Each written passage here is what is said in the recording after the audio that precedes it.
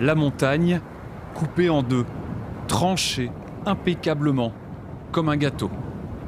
Dans les gorges de Huazhang, cette nouvelle route défie la nature. Elle prolonge un viaduc tout aussi incroyable.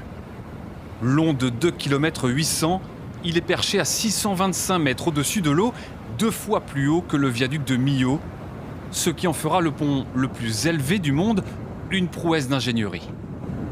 Ce qui est le plus difficile, c'est de construire le pont sur un canyon comme ça, parce que d'habitude, les ponts suspendus ils franchissent des grands fleuves ou des bras de mer, et à ce moment-là, on apporte les éléments préfabriqués du pont sur des bateaux et on les hisse à la verticale. Alors que là, évidemment, étant donné le relief du canyon, on ne peut pas apporter des éléments de pont sur le sol, donc il faut les amener depuis les extrémités.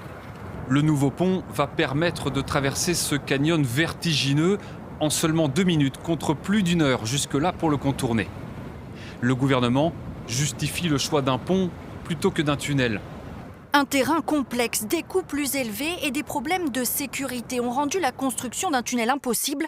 Le pont était la solution la plus appropriée. Le site comportera aussi des ascenseurs en verre et une passerelle de saut à l'élastique pour en faire un lieu touristique. Ce chantier pharaonique vient confirmer l'hégémonie des Chinois dans les ouvrages d'art. Ils comptent déjà la plupart des ponts les plus hauts ou les plus longs du monde.